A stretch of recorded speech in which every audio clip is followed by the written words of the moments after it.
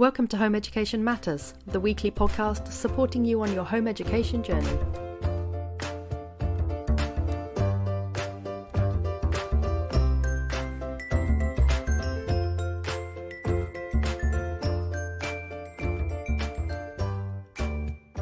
Hello, and today we're joined by Debs Hayward, and we're going to be talking about all things alternative qualifications. So this is for people who want to maybe mix up their GCSEs with something else, or maybe their child doesn't want to do GCSEs at all and they want to do something a bit more different, a bit more left field. And so we're going to be discussing that. But first of all, Debs, hello. It's lovely to have you with us. Hi, it's lovely to be here. Thank you for having me. No, it's very much my pleasure. And do tell me a little bit about yourself and about how you got to where you are and where you are, in fact, at the moment, and what sort of things you do to help us with our alternative qualifications as home educators. So I'm really passionate about creative subjects, and I could see that there wasn't an option for home educated learners to access, or not a huge variety of options for them to access creative subjects. A lot of it is exam-based, and you've got different kind of GCSEs. I think you're right, because I think what happens is, and I've got this theory about school, that is, if they can't quantify it, they're not interested in it. I get the feeling with school that they add in the other stuff, you know, like the stuff like art and things like that, and drama, just to kind of like put it on the syllabus and have like photos of people, you know, children dressing up in costume. But I think realistically schools only care about the things that they can quantify. And I think as home educators, we fall into that, not because we want to, but because that's the only things you can do your exams in, right? Because you're stuck between having to go to either an exam centre, being accepted as a private candidate, being able to find a tutor that is affiliated with an exam centre, or the other options are, you know, lots of IGCSEs or functional skills in certain subjects. And they work for home educators because you're able to access the exam online for some of those, which is brilliant, that you have that option, but it doesn't lend itself to vocational or creative subjects. And so that's what I'm trying to help provide as an alternative. Is that kind of that method of being able to access the qualifications that everybody should have access to, not just whether you're in a school or a college.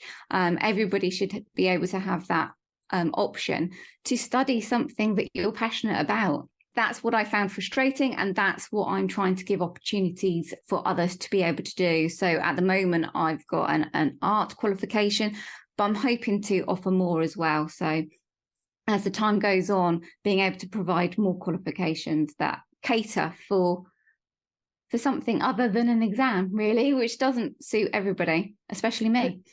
I think that's the thing.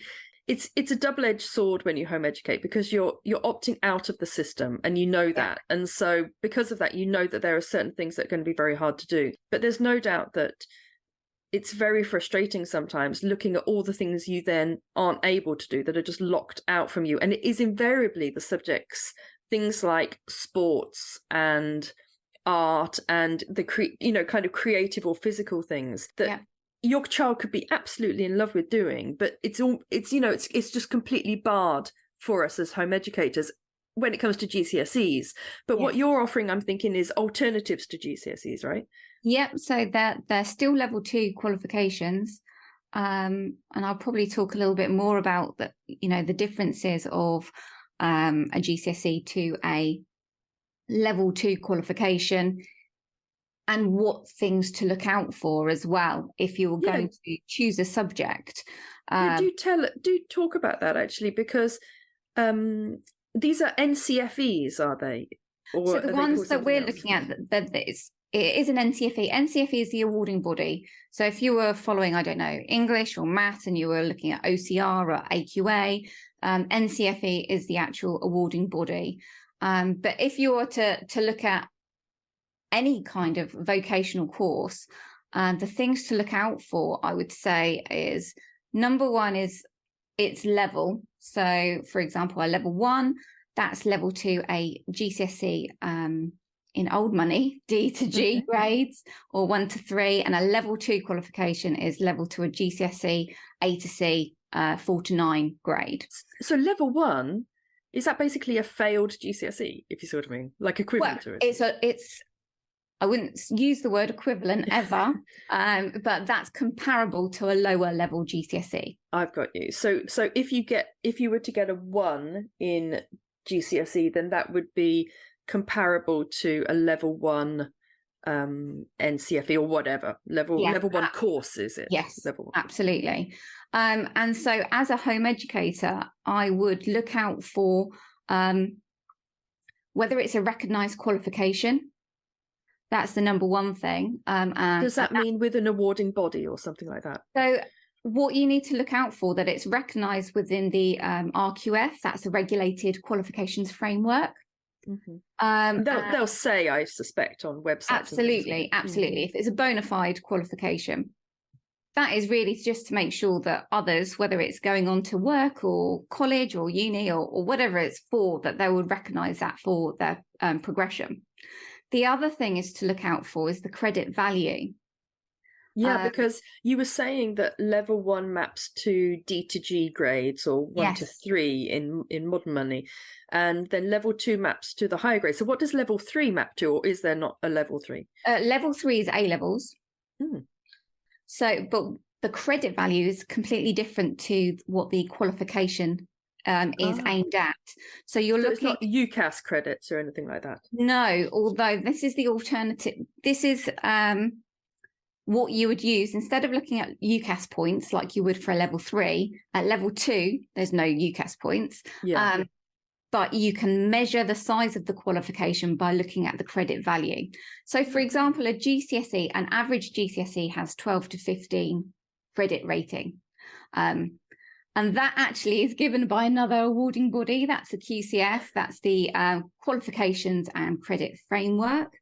And so many awarding bodies. I know. Producing jobs for everybody. It's a bit of a minefield, really, but it's the way of recognising each qualification's weighting. You could be studying a qualification which is level 2, a GCSE, but it's not worth a GCSE because the weighting, it's a small course. Yeah. So the credits are lower. So, for example, if I know lots of home eds look at the Arts Award, it's a brilliant qualification for building up portfolios. And for some, that's kind of the only access into creative subjects. But unfortunately, the credit value is 10. And so if you're looking at an average of a GCSE as 12 to 15, it's not quite worth, it doesn't have the same weighting as a whole GCSE, which is why quite often a college or, your next steps don't recognise that as an equivalent to a GCSE. And that's just something to be really careful of. And when people ask me the question on the courses that I'm providing, is this an equivalent to, I would say, I'm not using the word equivalent because I can't guarantee that a college will accept it. What I can say, actually, this course has got 24 credits, so it's way more than a GCSE. In my experience, most do accept it as one of their GCSEs, but I can't guarantee that. So that would be one of my top tips is, if you're looking at a course, is to look at those things. So it's awarding body, its level, and its credit value as well. And if you have all that information, if you know what your learners' next steps are going to be, then I would say don't be afraid to start, phoning up your local college or wherever that may be, speak to admissions and say, they're going to be doing this course. Do you accept that as an equivalent or not? And just ask those questions. And even sometimes, because you're speaking to maybe somebody who's not involved or not aware of all the qualifications out there, they might not be aware. So don't be afraid to stand your ground and say, well, actually, this is a level 2 qualification. It's worth this credit value. Could you go and check again, please? Because I was aware of one learner who was studying a level 2. It was actually with an NCFE, but they were studying a level 2 NCFE in a subject. And they wanted to go to college and study the level 3 in the same subject. funnily enough, it was with the same awarding body, NCFE. And on first request, they said, no, they wouldn't recognise it. You know, Wouldn't recognise the level 3.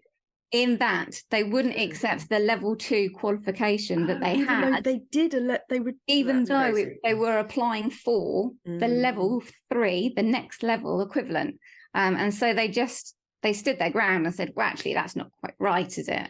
You know, that is the qualification that I'm wanting to enroll onto. And they came back and said, actually, yes, it's fine. Often I think it's the kind of admissions kind of admin team that just sees something that they're not used to, and that, you know, and they're told, well, these are the things actually that we're looking for, and if it's not on the list, they think, oh well, because I mean, people have the same stories about IGCSEs, which are obviously, you know, exactly equivalent to GCSEs, but admin staff just sometimes haven't encountered them, and so they just say no because it's not on their list. But when you then go back and say, no, this is equivalent, they're like, oh yes, sorry, yeah, of course, that's fine. Absolutely. So sometimes you have to be prepared to find out the information, go prepared, and, you know, ask the right questions. And if they say no, maybe be a bit persuasive and just get them to double check that, actually. Yeah, and that's interesting about the credit values, because I've been looking at various NCFEs and I haven't seen anywhere that they say the credit value. So do you just sort of dig around for that on websites? Yeah, absolutely. So one, ask the provider. They will have that information. It's written within the specification. And if you want to find it yourself, you can look up the specification online without being able to, you know, not having to log through their portals or whatever. I see. You are able to find that information. So if it's an NCFE in, you know, animal care, for example, whatever the website is that offers it, that will be the, you know, you'll be able to Google NCFE animal care and it will tell you the credits. Absolutely, yeah. And that's good to know. Go direct to their website. The provider should be able to give you the qualification number, and that's the QUAN number, and you should be able to type that up and access that information directly through the awarding body. That's really helpful to know. So NCFEs, or whatever, because I know that's just one of what. So level 1 is equivalent to basically like not equivalent. I'm sorry. Level 1 is comparable to a low GCSE. Yes. Level 2 is comparable to a high GCSE or past GCSE, and level 3 is comparable to 1 A level. So again, it will depend on the weighting, and so with level 3s, it's a little bit easier because, like you mentioned before, the UCAS points, you know, that's quite a hard and fast indicator of the weighting of that qualification. So you can get level 3s. So years ago, I taught BTEC level 3s. I loved vocational courses, basically. So years ago, when I was teaching, I opted for NCFEs for the level 2s and BTECs for the level 3s, just because I found it gave us a huge opportunity to be more portfolio based, and actually that really helped the learners get to their next steps. With other level 3s, you can have different weightings, just like the BTECs. They could be equivalent to 1, 2, 3 A levels, and you would be able to see that through the UCAS points that it is allocated. So if you're looking at an NCFE that's level 3, for example, you can just look at how many UCAS points that is, and then it sort of track that to A levels. Absolutely. So I don't think times have changed too much, but it wasn't BTECs when I studied them. I completed a GNVQ advanced, very similar to a BTEC, a vocational course, but that was the equivalent to 3. I say equivalent because of the UCAS points. It's much easier to say it's a comparable. I'm a bit more hesitant with level 2s. So it's terminology, isn't it, that we are able to use. But for the level 3s, it was equivalent to 3 A levels. And that enabled me to go straight onto a creative degree subjects without doing a foundation course first. Whereas if you're just studying 1 A level in art, quite often they will say, well, you don't have enough of a portfolio to be able to go straight onto a degree course. And so that was one of the things when I was teaching many moons ago, that the love of the vocational subjects enabled the learners to produce a portfolio in much more depth.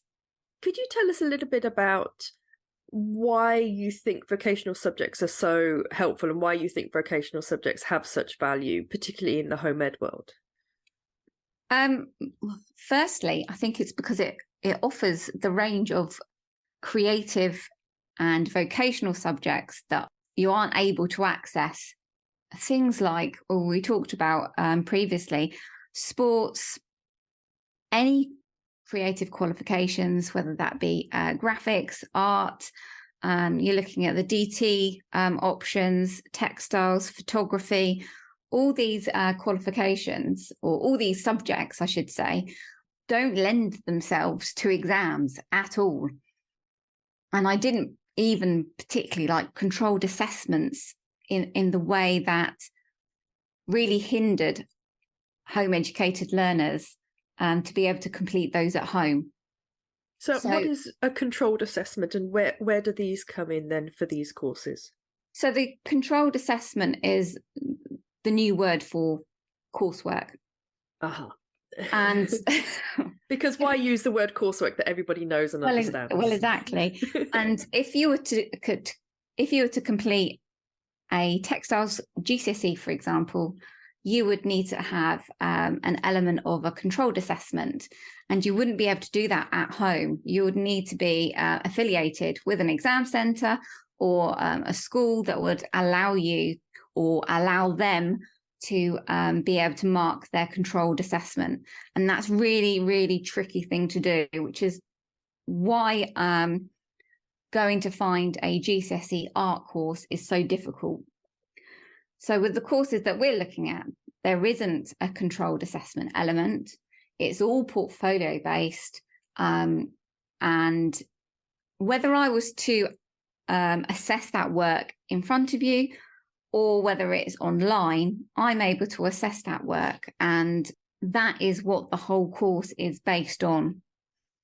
So your art course that you do, that is an NCFE level 2, and it doesn't have coursework. It has a portfolio that is built up, an art portfolio that's built up. Yeah. And then, so how does the mark get awarded? So the assessor marks it, myself, and then I am moderated externally with the awarding body. So they would have a look at examples that will be given, just like any controlled assessment is moderated. So that process is still the same. So they would just have a look and decide whether my decisions were correct in their eyes. And that's how it's moderated. And does it take 2 years, like a kind of normal, in inverted commas, GCSE? That really depends on how much time you want to spend. So there's no start or end dates with the courses that I'm providing, just because it gives that added flexibility. If everyone was to start on one date and then end to finish at an end point, you'd all have to be, processing and getting through that course at the same pace. And that's impossible for everyone to do, because I think every learner works at their own pace. Particularly in the home ed world, we tend to start at random times of the year, and we're not autumn starters with our courses. We just sort of, whenever our child says, oh, I'd like to do art, or we hear a podcast like this and think, oh, that sounds fun, I'll enroll on that. We don't wait till autumn to do it. So I can see why that would be very helpful in the home ed world.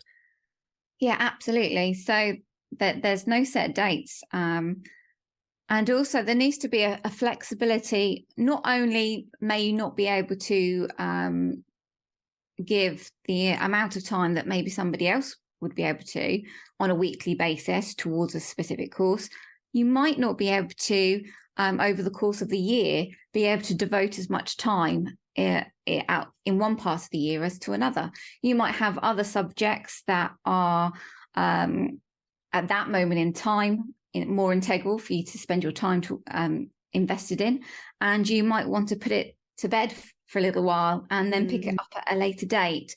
And so having flexibility with start dates and deadlines and all that kind of thing, I feel is really important to have that flexibility surrounding it.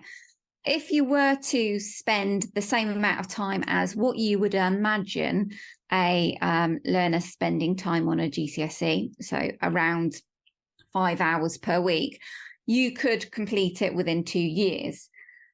But if you were devoting more time to it, you could complete it at, a faster rate. And at the same time, because there's no deadline, you could take a lot longer to complete it if you needed to. So, for example, I've got some younger learners that were really eager to start, but they just wanted to have a structured course that was mapped out for them with pre-filmed tutorials. All the content was there, but they knew that they weren't going to complete it within 2 years. They were perhaps going to spread it over 3 or 4 years to be able to pace it out. Someone in effect buys your course for their child, and then their child, that it's like a kind of a complete gift. So their child can just work through it quickly or slowly, and at the end of it, theoretically, assuming they put the work in, then they would be awarded the level 2 qualification. Yeah, absolutely. So along the way, obviously their work is assessed periodically. It's chunked up into 12 parts, and after each section or each module, the work is assessed. The learner can complete further work. If it's not quite yet a pass yet, they can do that and send it back for assessment again, and then progress on to the next course, the next module. So you have 12 modules, and what sort of modules are these? Is it things like, okay, I'll tell you what I imagine it is, and you can tell me if I'm right. So I would imagine that these modules are things like pen and ink sketching, use of colour, maybe portraits, maybe, I'm very old-fashioned, you see, maybe I don't know, watercolours.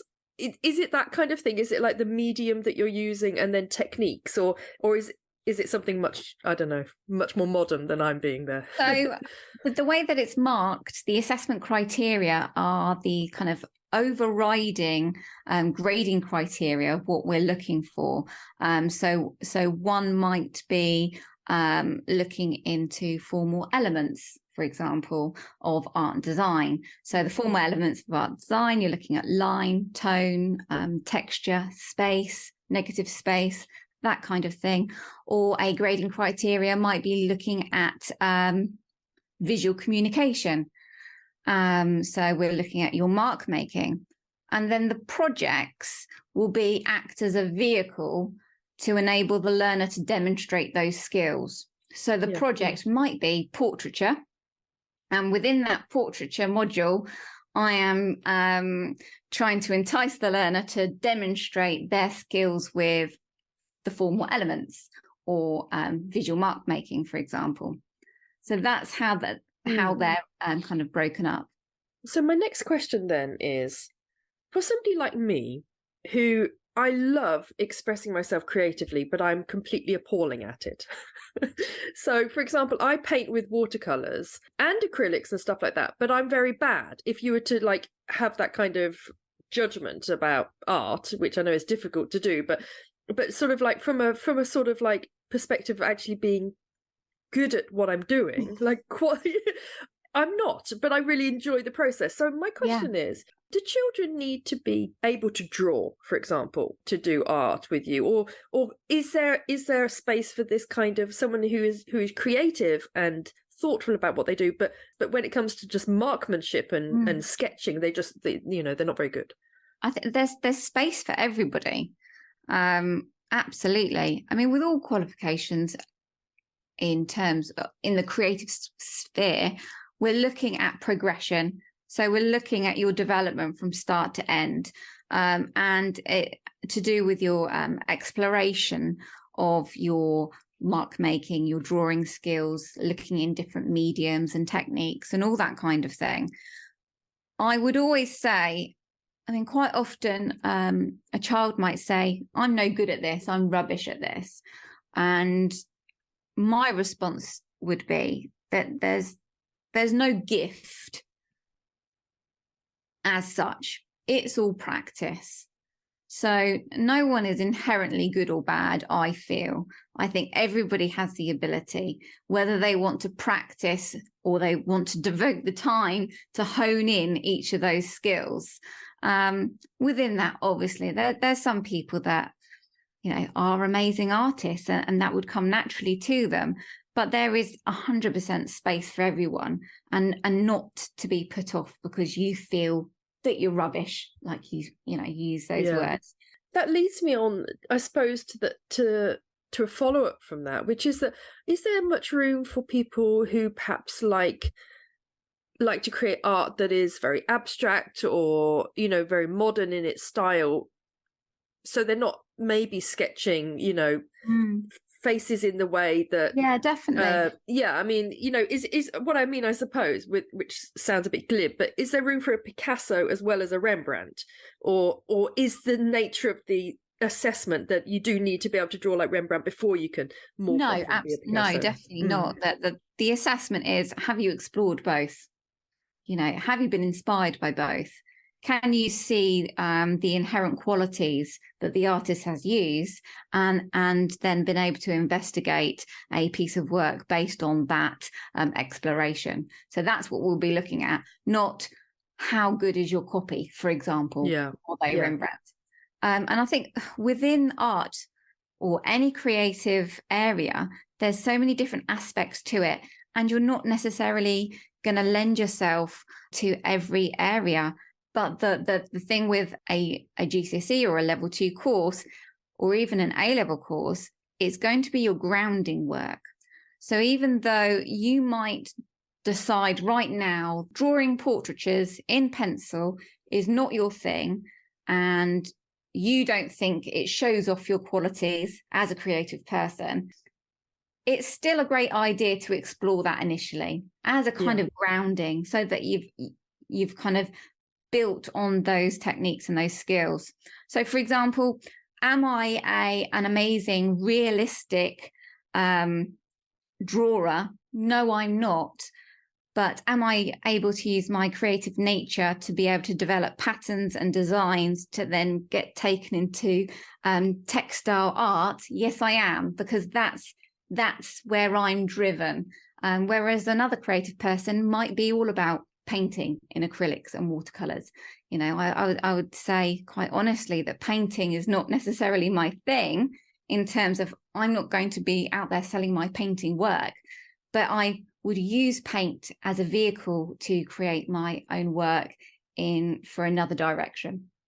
So there's so many areas, and you might be an amazing photographer, but you decide that actually my drawing is not my best skill, but I'm going to use my photography skills to heighten my artwork, for example.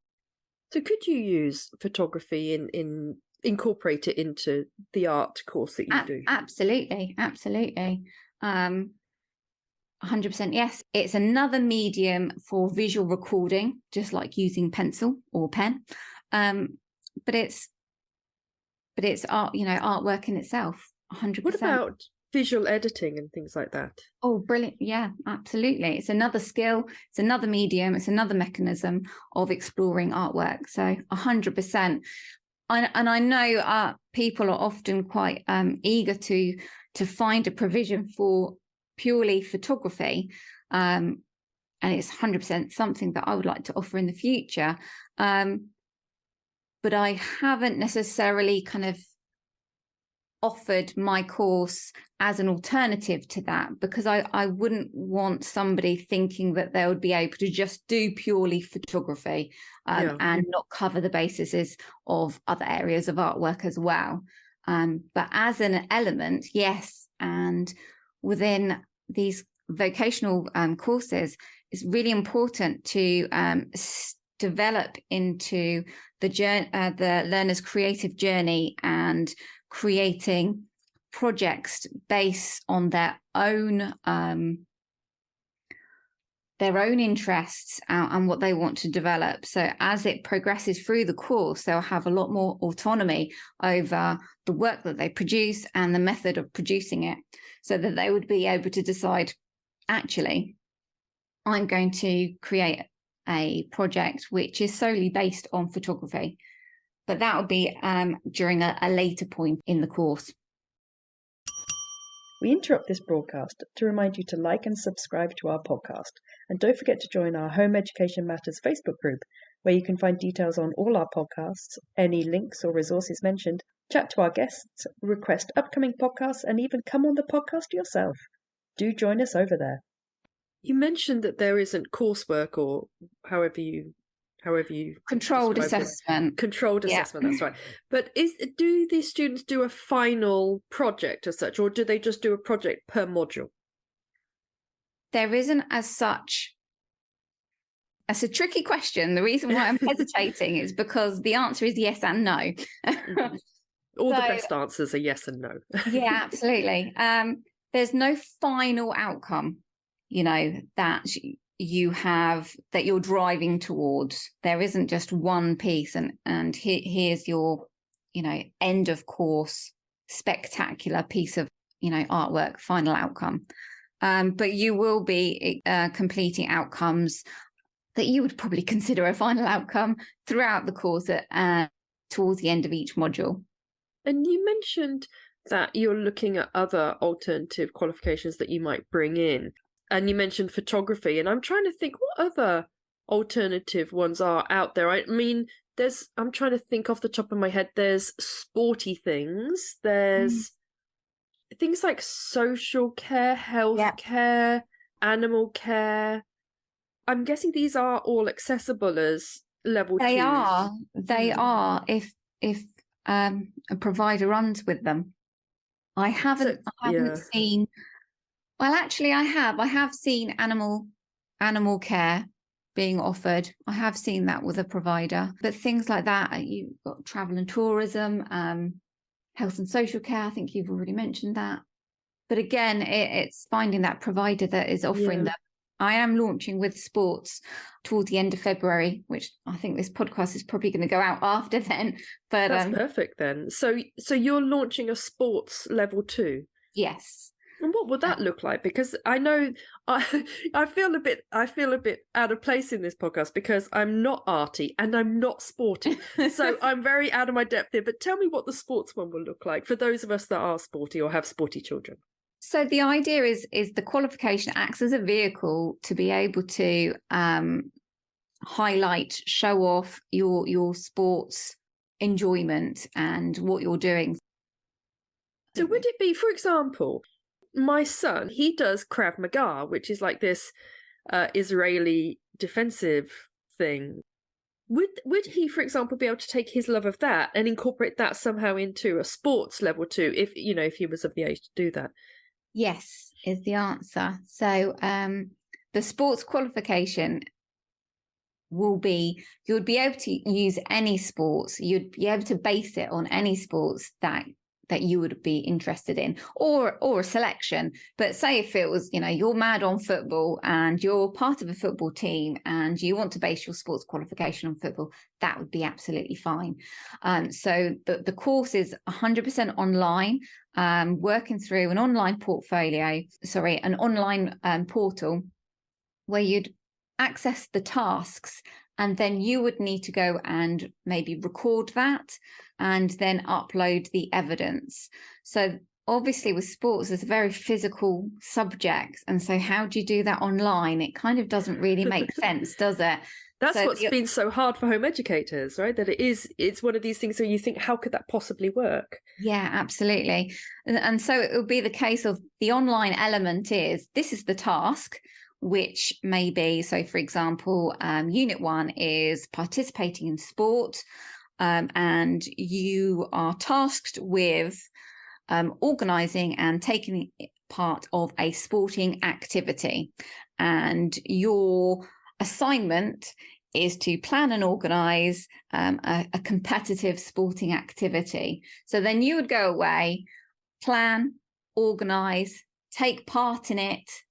You would need to record it, and then you submit the evidence of that physical participation up onto the portal. And so that's how it can be an online course, if that makes sense. Yes. No, that's fascinating. I see what you're doing there is you're sort of bringing in planning elements, and then they're recording the actual event, and then you assess what you're given, I suppose. Yes. So it's really a vehicle for maybe a home educator's home educator learners facilitator to be able to help them gather that evidence to then for the assessor to be able to view at a later date. And that will be a level 2 similar to the art. Yes, it is. Absolutely. And funnily enough, it's got the same credit value, which is 24. So 24? 24. That's higher than a GCSE, right? Absolutely. Yeah. And that's the same with the art as well. Has got a credit rating of 24. So way and above your average GCSE and more comparable to a double award. Yeah, it sounds like it. It's very nice to hear about sport, because I've never heard of anyone in the home ed world offering sport. You're the first person I've heard of who offers that. And I do sometimes feel that element is just completely neglected in the home ed world. Not from anything on our part, but it's just not something we allow our children to carry on enjoying it, obviously, but it's not something you can ever quantify in a kind of qualification way. So it's really great to have that as an option. Yeah, I mean, not everything needs to be quantified. And there's a lot of, well, I would say probably 90% of your learning isn't quantified, is it? But it's just having that opportunity to have that as a qualification if you wanted to. Particularly for children that maybe aren't super academic. Yeah. And the thought of doing English language GCSEs and English literature and history and stuff just, sort of makes them quake a little bit. Whereas, Absolutely. Maybe they're brilliant at gymnastics or something. And I think it's just lovely to have that alternative, isn't it? Yeah, I just think it's really important that they've got the opportunity to study a subject that they're really passionate about, and just using these vocational creative courses that you're able to complete 100% online or 100% portfolio based or evidence based without that course end of point exam. I think that's just really important. Takes a lot of pressure off as well, doesn't it? For children who maybe get very anxious around these final exams, it spreads out all of that so that they don't have that sort of sense that it's all down to how you perform one Monday morning. Absolutely. Absolutely. I've always been a fan of anything but an exam, really. Yeah. And I think it's quite frustrating when we're not going to talk about politics at all, by the way. I'll say that, but I find it's really, really frustrating when people come in to run the country and then decide actually coursework devalues a qualification, and let's all make it on an exam, and that just infuriates me completely. It's the constant changes as well, isn't it? I remember when I was teaching, it's just the constant changes. So every 4 years you get a new education secretary, or considerably more often at the moment, and they want to change everything, and so everything gets thrown out of the window. Talking about that, a friend of mine went to a college open day the other day, and they said something about T levels, which is like the replacement of BTECs or something. Do you know much about that? I know we're getting a bit off topic here, but no, I think it's a is it like an apprenticeship or a technical A level or something? I think it's classed as a technical award, and it's another vocational option, but whether you're able to do that from home, I'm not sure, but it might be a good route to go down if you're aiming to go to college at a later date. And I think it might be in association with apprenticeships, which again, I think are amazing. And I think it's a shame that the importance of apprenticeships and other things like that are devalued in people's minds. I think we're still, creative subjects are still fighting the stigma of the Mickey Mouse course, which was given a name quite a few decades ago now, actually. I remember all in the media. It was about these Mickey Mouse courses. Yeah. And creative subjects had a bit of a stigma attached to them because of that. And it's ridiculous, really, because, it very much has a place in society, creative subjects and creative development. I think a lot of the courses that get dismissed as, not proper GCSEs, or like you say, Mickey Mouse ones, tend to be the ones that are either creative or analytical about society. So politics they got rid of as a GCSE because, for obvious reasons, they don't want us knowing too much about politics. And all of the creative things, and things like media studies is a very good example of when you're taught to critically analyze news outputs and things like that. And the conspiracy theorist in me wonders why these are so devalued when they're so important as subjects. They have been devalued, and it is a great shame. And I have no idea why. You could be quite correct. I would really hope that isn't the reason, and it would be horrible and scary to think that, if that was true.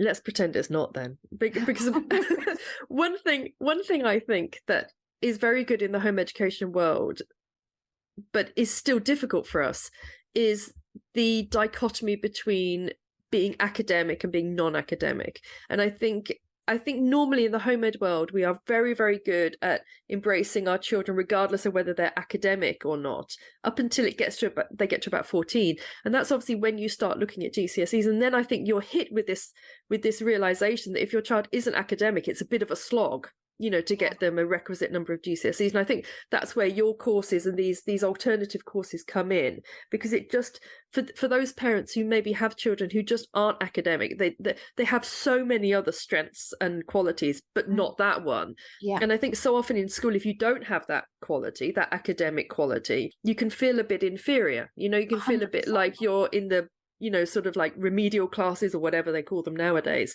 And you can feel like you're not as good as your peers. And I think in the home ed world, we're very good at preventing that. But sometimes when it gets to the GCSE ages, we're pulled back into this system of, are you good at writing stuff? Oh, there's 5 GCSEs that are easy for you. Are you good at numbers?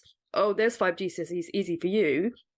Are you very creative, and are you a people person, and are you a problem solver? Oh, that's a problem. We've got nothing for you. Nice. And it's really hard as a home educator to see your child being pulled back into that rather unpleasant dichotomy between academic and non-academic. I agree wholeheartedly. And again, that's just why it's so important to have different options available. They're not for everybody, but there's so many other, not straight-laced subjects, but like you said, academic subjects. There's so many options tied up with them. There needs to be something else available. Plus the different assessment style, as you say, and something where you don't have that final exam is very helpful for neurodiverse children, I think. Again, that is another reason for my hatred of exams. As a proud dyslexic, and I would say proud dyslexic, sometimes it's offers me strengths, and other times it's my weakness. In terms of my strengths, I really feel like, I'm using the other side of my brain, and it's my creative, my way of thinking, and that has really developed how I've progressed in my life. So I really think that I probably, because of that dyslexia, I look at things differently to somebody else. Again, my weaknesses, obviously, the apparent needing to have a few things kind of spell checked once in a while, and also my verbal communication. I would say that was one of my weaknesses. But there's so many more positives and strengths, I would say, to the way, I guess everybody is different, and it's just their makeup, what makes them them. And I think more reason to celebrate it rather than conform it and box it. And exams is about boxing and conforming. Wedging a kind of square shape into a round hole, isn't it? And that's why I think what's nice about these alternative qualifications is it's a round hole for a round shape, right? And a square hole for a square shape. So it's much nicer. You're not having to sort of like wodge stuff into something that makes the child feel uncomfortable. I would go one step further, that round, hole is malleable as well. There's a lot more flexibility to be able to make it more suitable for one learner opposed to another. Why are we still doing exams? Apart from the fact that it's unfair, it's not how we work, it's not how we live our life. We don't need to be able to remember a set couple of A4 sides pieces of paper of facts and figures. We don't use that in life, but even more so when we've got technology at our fingertips. If I want to ask a question, I Google it, or whatever. I've got so much access to information. I don't need to remember information, and I think things need to change in terms of what's important. We need free thinkers. We need people to be able to work through problems, problem solving, being creative, not remembering a list of facts and figures.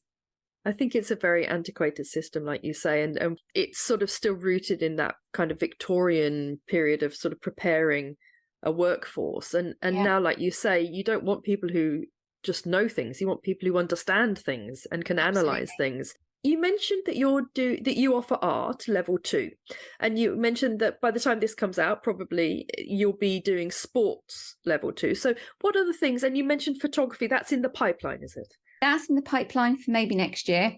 I am predominantly a one-man band, and so yes, it's time for putting these things together, these courses together.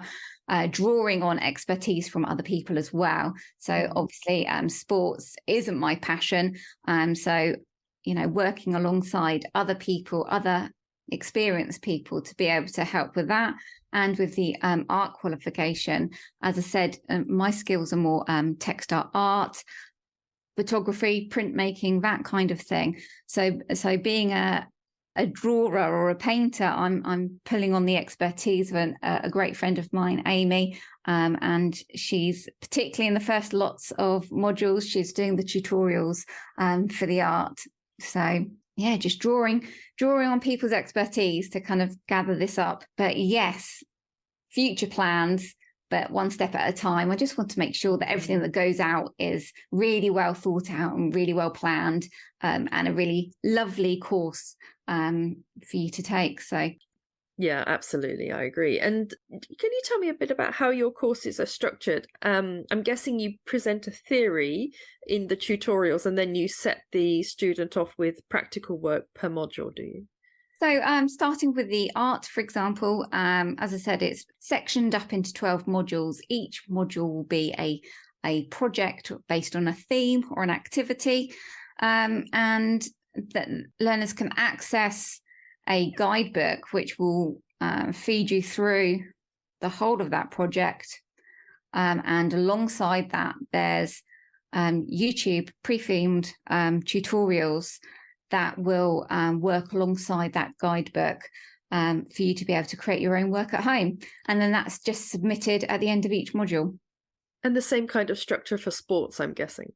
Yeah. So again, with the sports, that will be a bit more, here's an activity, you go off and do it, and then submit afterwards as well, alongside presentations that are all pre-filmed, so that you can watch whenever it's convenient to yourself, really. And you mentioned 5 hours a week. That sounds a lot. Which leads me to another question, which is that you said you're a one-man band and it's clear you put a lot of work into this. So I'm going to ask the question I'm slightly nervous about asking, but how much are your courses? Because I get the impression 5 hours a week and you end up with like 25 credits or so, 24 credits, which is more than a GCSE. So how much are your courses? Yeah, I mean, I'm guessing you have to charge enough that you make enough money, but that it is a difficult environment at the moment financially for home education. It is really difficult, and we've tried to make them as affordable as possible, but even so, I'm fully aware that it might not be achievable for some. At the moment, it's for the love of it, of what we're putting together, but so for the overall cost of a course is £600. That's for the whole, if you're going to do it within 2 years, that's for the whole 2 years. That's your guidebooks, your pre-filmed tutorials, assessor support, and registration and certification with the awarding body. So that includes all that. So in comparison, if you were going to go alongside with a tutor, you would then still need to look for those exam fees as well. So that's the course of that's the amount of a level 2 course. You've got the option to pay it within a monthly subscription method. How much would it be monthly if they were going to split it monthly? So at the moment, £30 per month. And that'll be obviously spread over 24 months. And if they don't complete it within the 24 months, do they just carry on paying, or have they got access to the course then? No, so you've got access to the course anyway. After those payments, that's it. You've paid for the course. But if you're taking longer to complete it, then you're just going to continue to access the course. You'd still get the help from me. You'd still have access to everything. It's just there for you to complete. But no, it wouldn't charge, it wouldn't cost you any more money. That's really good to know. So £30 a month, and it's about 5 hours work a week, did you say? Or does that depend on the child a little bit? Obviously, it does depend on the child. Every learner is different, but that is the amount I would say on average that an average learner would need to spend to complete the course. And that is saying if you were to complete it during, in inverted commas, term time only, I would suggest 5 hours a week over the course of 2 years. And I give those facts just so that it's quantifiable, so that you're kind of, if you're facilitating that course at home for your learner, you're kind of aware of the input or the depth that would be expected to complete that qualification. Yeah. And just to reiterate what you said very clearly at the beginning, you'd need to contact your college or whatever college course your child wanted to go on to do to see whether they accepted it. But also, like you say, to sort of like make it clear the credit value and things like that. So I'm thinking for some of our home educating parents listening, their child might want to do a college course that basically wants English language, maths, and another. Yeah. And so theoretically, what they could do is, if they accepted a level 2, which I think most of those kind of courses do, the ones that have the quite low requirements, if they accepted a level 2, they could do something like this, £30 a month, and do art.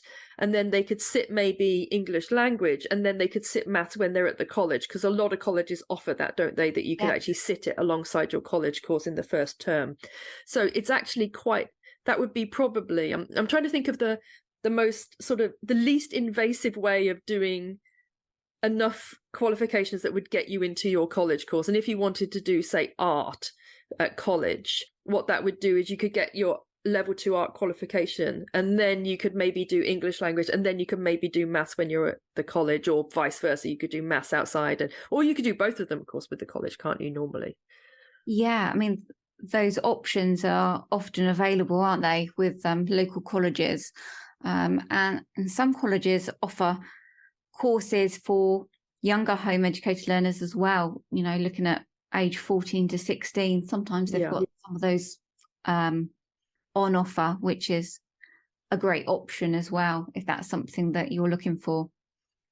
I think probably what we're both emphasizing in this podcast, and what I suppose I would like people to take away from this, is that if your child isn't very academic, doesn't want to sit a whole host of GCSEs, they know what college course they want to go for, and you check with the college and see what the requirements are, but you can do it. Your child can sit like a level 2 art, £30 a month, and get that sorted, or sports, £30 a month, and get that sorted. And then depending on the college, you could, there are other ways in that aren't 7 GCSEs basically. Yeah, definitely. And like we've said right at the beginning, check with the colleges, check with the admissions. And even if you get a negative response at first, push with your facts, with your information to hand. And quite often that is 100% a route in. And I'm guessing you would also, as the provider, be able to provide a letter with, who you're affiliated with and who your awarding body is and the credits, and you can provide that to the students so they could go to the college and say, look, this is the qualification I'm doing. Definitely, absolutely. And so it's a small community of me and my learners, and so I'm quite happy to support in whatever that may be. I support in terms of EHCPs that some learners have, asking questions about that, any help I can give in terms of equipment lists and things like that. This is not a big corporation, it's me. And currently, as I said, we've got 35 learners that have amazingly opted to start this course. It's a personalised service, really. You've got me, contact with me pretty much every day, and I'm here to help, really, and support in any way I can. So where can our listeners find you on social media or any websites or anything like that if they wanted to find out a bit more about your courses or sign up or just ask you questions? Yeah, absolutely. So I would, rather than give out an email address, which I would probably get wrong reading it out, I would say find me on the internet. I've got 2 web pages, one which is based purely for the creatives, and that's acedart.co.uk. And if you're looking for all the courses that we're offering, there's a secondary page which is qualifications.co.uk. And through there's all sorts of information. There's prospectuses that you can download. You can contact me. You'll be able to see my email address and get in contact with me that way. If you're a Facebooker, again, I've got 2 Facebook pages. One's Aced Art, one's Aced Qualifications. And again, there's a whole host of information there for you to kind of pick through, and also message me directly through that as well as another option to get in contact. And that's Aced as in ACED, right? Yes, it is. Perfect. And Debs will also be coming on our Facebook group, the Home Education Matters Facebook group, and so you can ask any questions on there, and she'll also be putting her links up for her sites, and just there to support anyone who has questions about art and sport and any other of these amazing level 2 qualifications. So Debs, thank you so much for coming on today. Thank you. It's opened up a whole world of qualifications that I didn't know existed. So I think that's wonderful that we have the 2 words I always use when it comes to home education are freedom and flexibility. And I think definitely that's something that you're adding to in the home education world every day. So thank you so much for the work you're doing for us. And thank you for coming on the podcast today. Thank you very much. Thank you so much for joining us for today's Home Education Matters podcast. See you at the next one. Have a lovely day.